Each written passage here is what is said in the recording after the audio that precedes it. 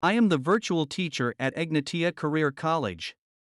Today we'll teach swimming pools, spas, and hot tubs, television, telephone, data, and home automation systems. This is video number 14, swimming pools, spas, and hot tubs. After studying this unit, you should be able to recognize the importance of proper swimming pool wiring for human safety. Discuss the hazards of electric shock associated with faulty wiring in, on, or near pools.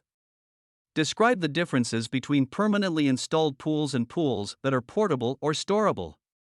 Understand and apply the basic Canadian Electrical Code (CEC) requirements for the wiring of swimming pools, spas, hot tubs, and hydromassage bathtubs. Pool wiring, Section 68. For easy reference, a detailed drawing of the CEC requirements for swimming pool wiring is included with this textbook.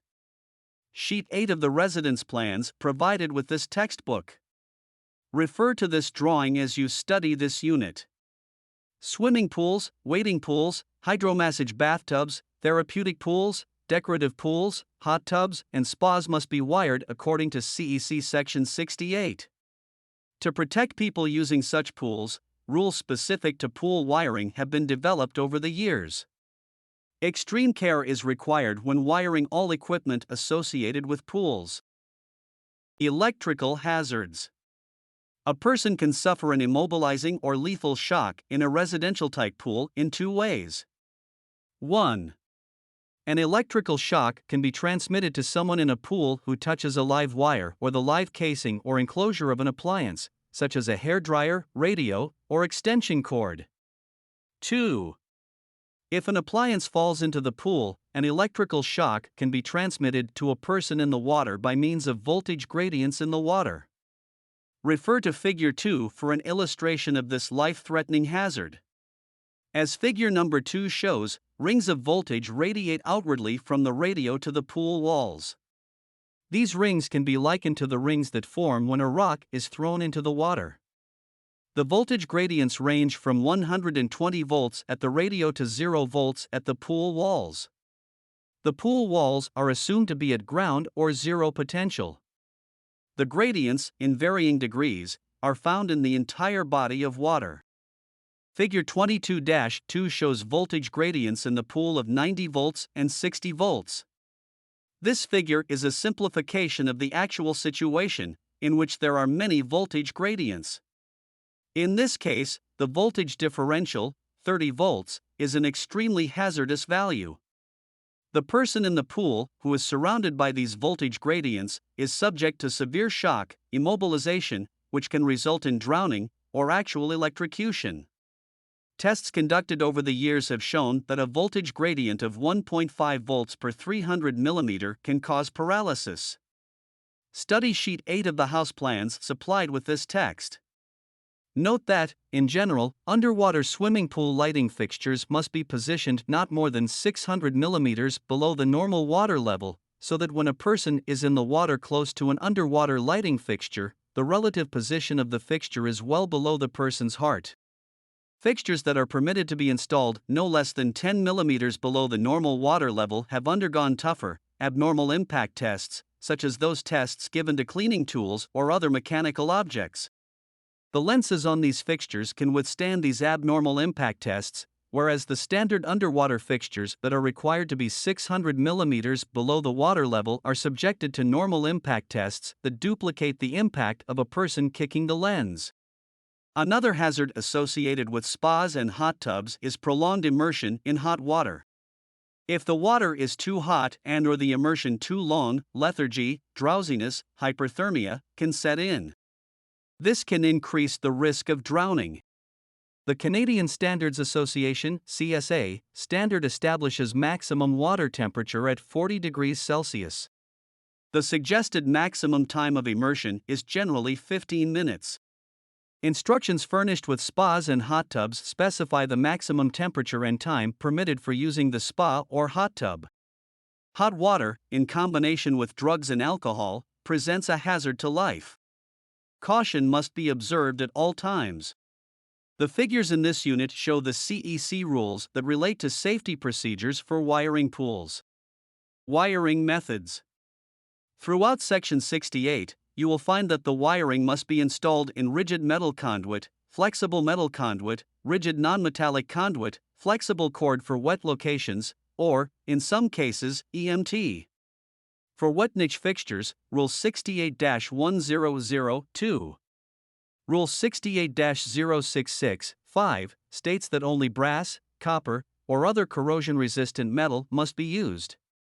For a permanently installed pool, Rule 68-1003 allows any type of wiring method recognized in Section 12 for that portion of the interior wiring of one-family dwelling installations that supplies pool-associated pump motors, provided the wiring method contains an equipment bonding conductor no smaller than that required by Table 16. Be sure to read the requirements of Rule 68-100 closely to determine the proper wiring method to be used for a particular situation. CEC-defined pools. The CEC describes a permanently installed swimming pool as one that cannot be disassembled readily for storage, Rule 68-050. The CEC describes a storable swimming pool as one that can be disassembled for storage and reassembled to its original form, Rule 68-050. Pools that have non-metallic inflatable walls are considered to be storable pools regardless of their dimensions. Grounding and bonding of swimming pools. Bonding to ground, Rule 68-058. Rule 68-058 requires that all of the following items must be bonded to ground, as illustrated in this figure. Wet and dry niche lighting fixtures. Any electrical equipment within 1.5 m of the inside wall of the pool. Pool reinforcing steel. Any metal parts of the pool located within 1.5 m of the inside wall of the pool. All electrical equipment associated with the recirculating system of the pool. Junction boxes. Transformer enclosures. Ground fault circuit interrupters. Panel boards that are not part of the service equipment and supply the electrical equipment associated with the pool. Proper grounding and bonding ensures that all metal parts in and around the pool area are at the same ground potential, thus reducing the shock hazard. Proper grounding and bonding practices also facilitate the opening of the overcurrent protective device, fuse or circuit breaker, in the event of a fault in the circuit. Grounding is covered in other units of this text. Bonding conductors. Bonding conductors must, when smaller than number 6 AWG, be run in the same conduit with the circuit conductors, or be part of an approved flexible cord assembly, as used for the connection of wet niche underwater lighting fixtures. Terminate on equipment bonding terminals provided in the junction box, transformer, ground fault circuit interrupter, subpanel, or other specific equipment. Metal conduit by itself is not considered to be an adequate grounding means for bonding in and around pools. Bonding, Rule 68-058. Rule 68-058 requires that all metal parts of a pool installation be bonded together. For in-ground pools, a number 6 AWG copper conductor is required.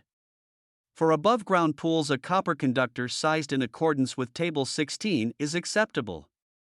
The number 6 or larger copper bonding wire must be run to the main distribution panel board and tie everything together. This helps keep all metal parts in and around the pool at the same voltage potential, reducing the shock hazard brought about by stray voltages and voltage gradients. Bonding conductors.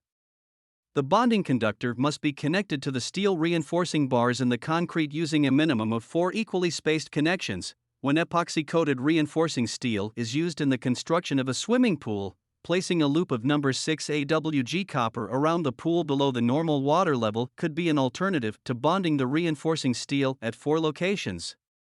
Rule 68-058, 3. The wall of a bolted or welded metal pool.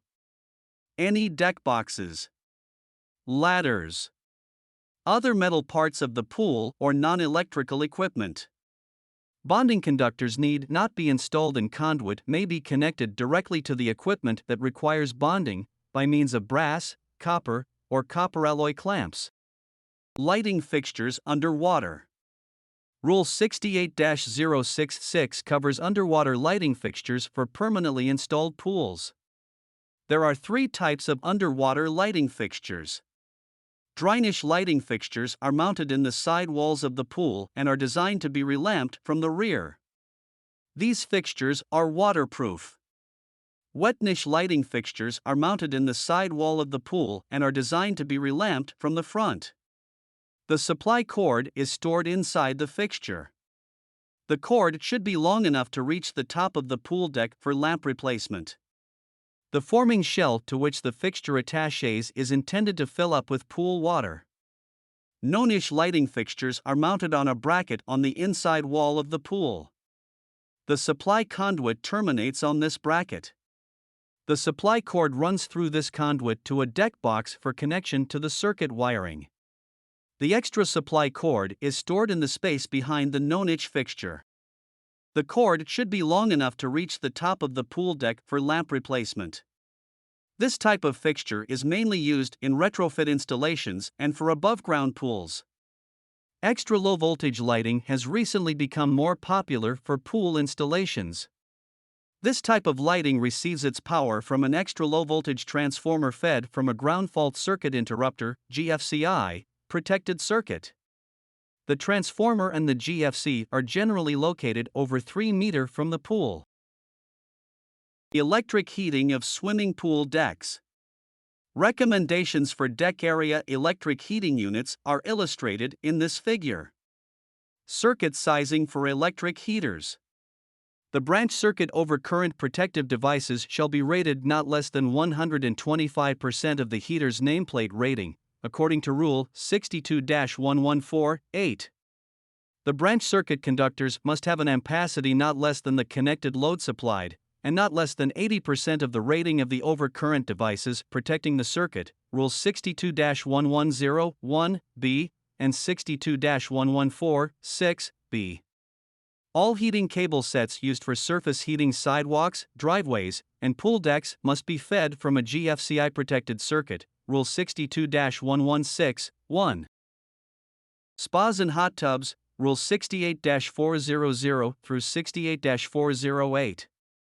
There is really no difference between a spa and a hot tub. Today, the terms are interchangeable, regardless of what they are made of. They can be constructed of wood, such as redwood, teak, cypress, oak, plastic, fiberglass, concrete, tile, or other man-made products. Spas and hot tubs contain electrical equipment for heating and recirculating water. They have no provisions for direct connection to the building plumbing system. Spas and hot tubs are intended to be filled and used. They are not drained after each use, as in the case of a regular bathtub. Some spas and hot tubs are furnished with a cord end plug set when shipped by the manufacturer. If these can be converted from cord and plug connection to hard wiring, they are listed and identified as convertible spas and hot tubs. The manufacturer must provide clear instructions on how to convert from cord and plug set to hard wiring. Outdoor installation. Spas and hot tubs installed outdoors must conform to the installation requirements for regular swimming pools, Rule 68-404. The metal parts of spas and hot tubs must be bonded together and to ground in accordance with Rule 68-058. Rule 68-402-2 states that the metal bands and hoops that secure the wooden staves of a spa or hot tub do not have to be bonded. Indoor installation. Spas and hot tubs installed indoors must conform to the following requirements. Must be connected using the wiring methods covered in Section 12. May be cord and plug connected, provided the placement of the receptacle complies with the provisions of Rules 68-064 and 68-404-2. Receptacles, Rule 68-064. Any receptacles located between 1.5 and 3 meters of the inside walls of a pool, hot tub, or spa shall be protected by a GFCI of the Class A type, Rule 68-064-2. No receptacle shall be located less than 1.5 m from the edge of the pool, Rule 68-064-1. Any receptacles that supply power to a spa or hot tub must be GFCI protected no matter how far they are from the spa or hot tub. Lighting fixtures, Rule 68-066. 1. All lighting outlets and fixtures located within 3 meters of the inside wall or the water surface of the spa or hot tub must be GFCI protected. GFCI protection is not required for fixtures more than 3 meters above maximum water level, Rule 68-0666. 2. Recessed lighting fixtures may be installed less than 3 meters above the hot tub or spa if the fixtures are GFCI protected and are suitable for use in damp locations. 3. Surface-mounted fixtures may be installed less than 3 meters above the hot tub or spa if the fixtures are GFCI protected and are suitable for use in damp locations. 4. If any underwater lighting is to be installed, the rules for regular swimming pools apply. Bonding to ground, Rule 68-402. The requirements for bonding spas and hot tubs are: bond all electrical equipment within 1.5 m of the inside wall of the spa or hot tub. Bond all electrical equipment associated with the circulating system, including the pump motor. Bonding must conform to all of the applicable CEC rules. Bonding conductor connections must be made according to the applicable requirements of the CEC. If equipment is connected by a flexible cord, the bonding conductor must be part of the flexible cord and must be fastened to a fixed metal part of the equipment. Bonding, Rule 68-402. The bonding requirements for spas and hot tubs are similar to those for regular swimming pools. Bond together. Bond all electrical equipment within 1.5 meters of the inside wall of the spa or hot tub. All metal parts of electrical equipment associated with the circulating system, including pump motors. All metal pipes, conduits, and metal surfaces within 1.5 meters of the inside edge of the spa or hot tub. This bonding is not required if the materials are separated from the spa or hot tub by a permanent barrier, such as a wall or building. All electrical devices and controls not associated with the spa or hot tub located less than 1.5 meters from the inside edge of the spa or hot tub. If located 1.5 meters or more from the hot tub or spa, bonding is not required. Bonding is to be accomplished by means of threaded metal piping and fittings, metal-to-metal mounting on a common base or frame, or by means of a solid, insulated, covered, or bare bonding conductor sized according to Table 16. Electric water heaters, Rule 68-408, 2.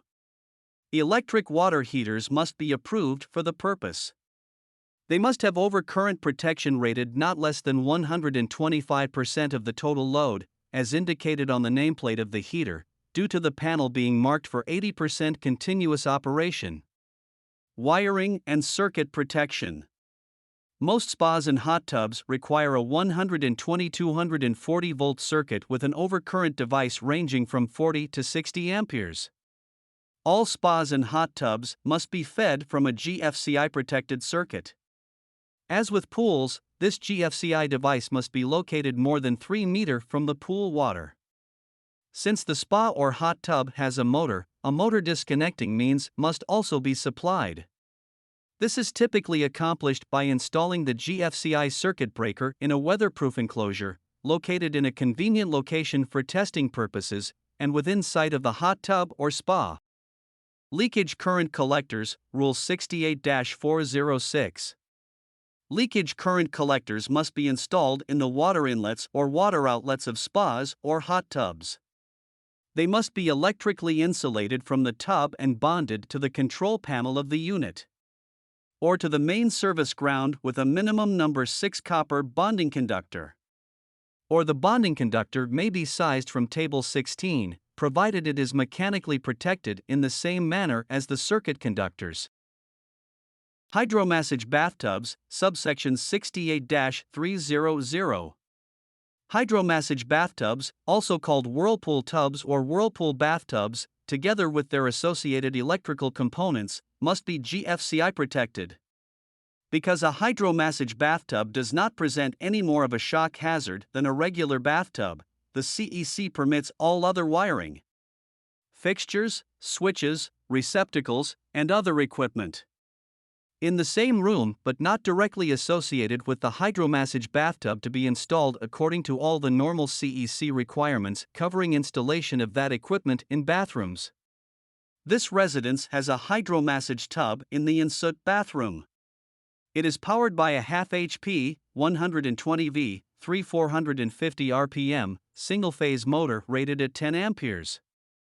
A hydromassage tub and all of its associated equipment, generally provided by the manufacturer, must be connected to a circuit that has GFCI protection.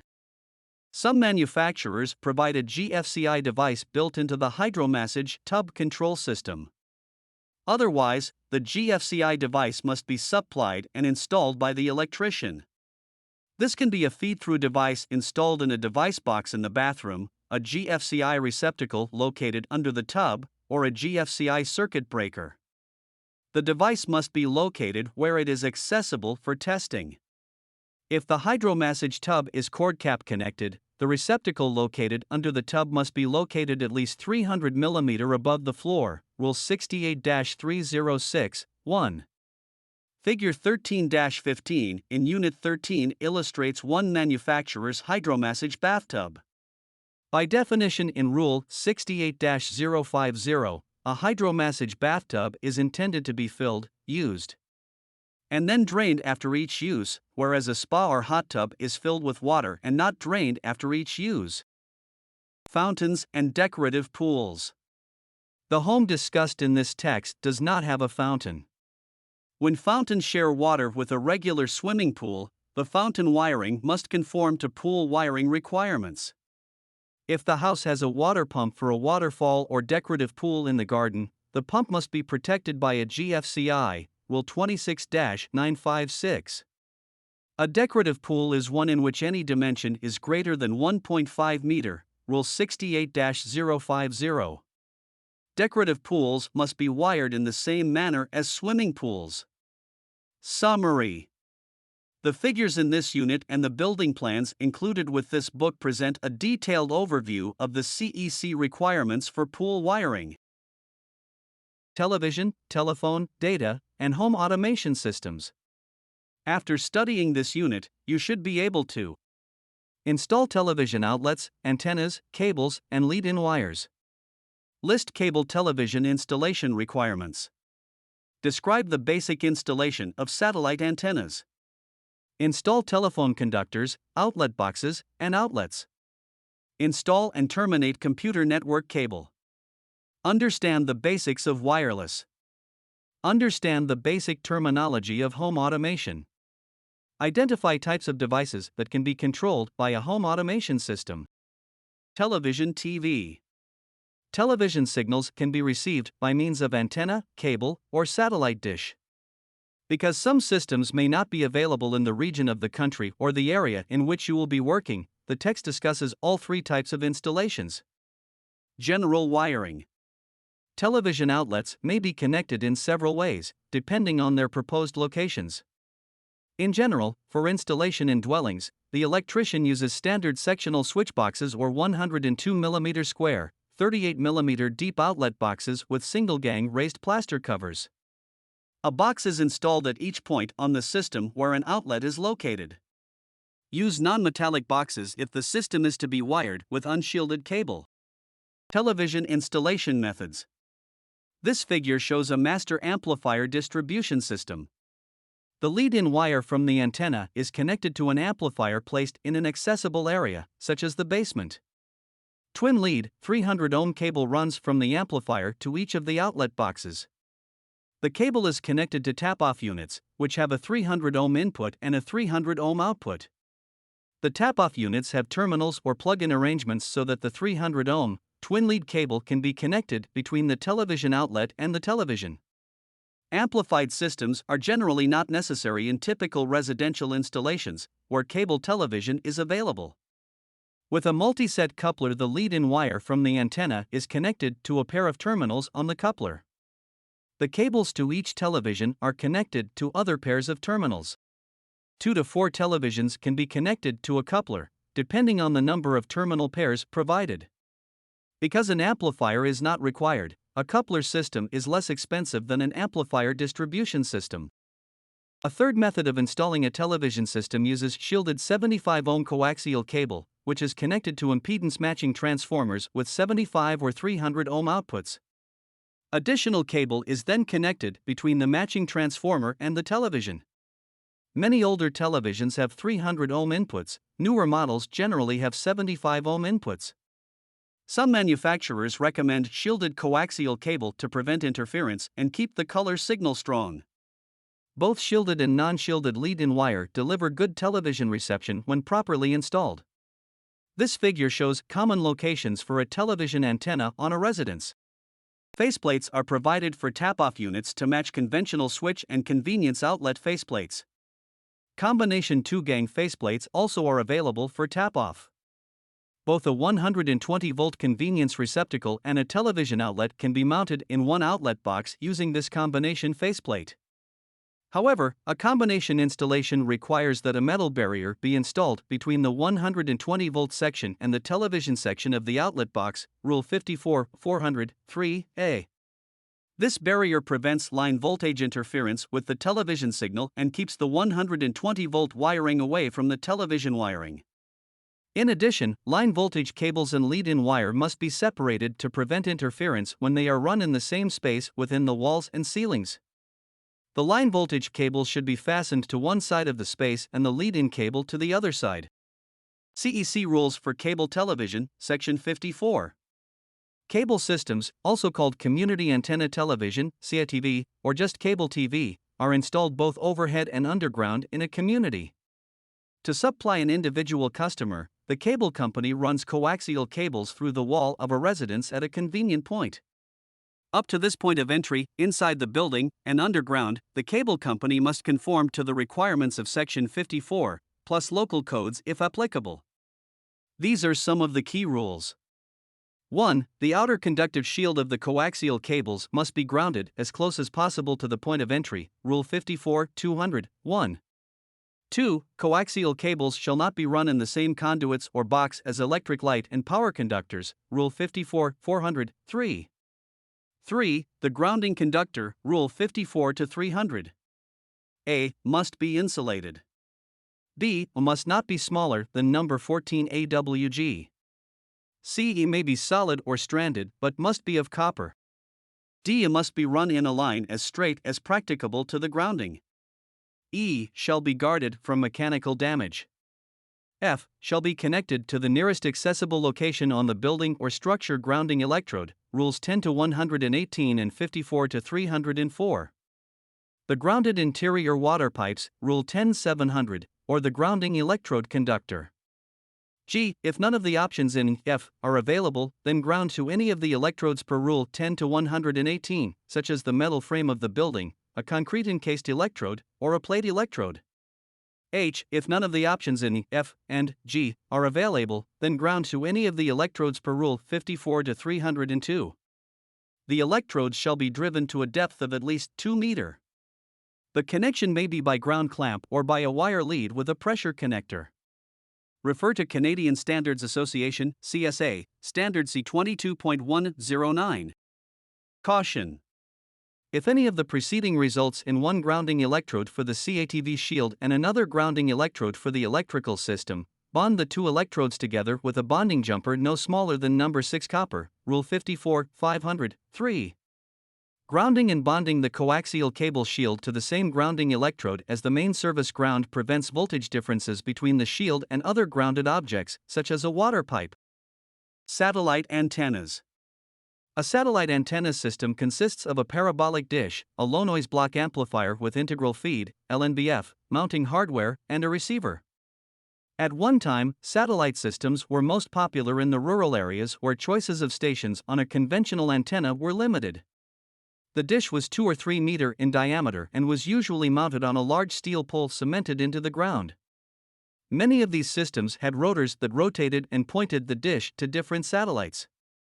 These systems were prone to lightning strikes and were very expensive to repair. Modern satellite systems have dishes ranging from 450 to 600 mm. They are light and easy to install, with many users choosing to perform their own installation. These satellite systems are fixed on one satellite, which is in a geosynchronous orbit above Earth. Because of their light weight, many dishes are installed on the side of the residence, where they are less likely to be struck by lightning. Mounting the satellite dish. Each manufacturer of satellite dishes provides detailed installation instructions with the systems. The mounting base must be securely fastened to the mounting surface. The mounting pole is attached to the mounting base and adjusted as recommended by the manufacturer. The support arm is attached to the mounting pole with the dish and the LNBF attached to the arm. After installation of the system is complete, aim the dish as recommended by the manufacturer. Grounding of a satellite system. The system must be grounded according to the manufacturer's recommendations and all applicable codes. To provide proper grounding, install a grounding block in the coaxial cable that enters the building from the dish. The distance from the copper ground rod and the grounding block should be as short as possible, and the grounding block must be connected to the rod using a copper grounding conductor of not less than number 14 AWG. Installation of the satellite receiver.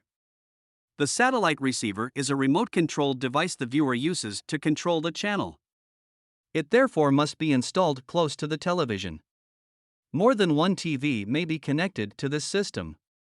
However, the same program will be viewed on all. It is possible to view up to 2 different programs at the same time on different televisions, but this will require that the LNBF be a dual type and a second receiver must be purchased. Also, a second coaxial cable must be supplied from the dish to the second receiver. Satellite television companies offer pay-per-view service on their systems, which require the receiver to be connected to a telephone line. Manufacturers recommend that the phone line be left connected to the receiver at all times. Refer to this figure for a diagram of the installation. The coaxial cable from the satellite dish to the receiver must be type RG6.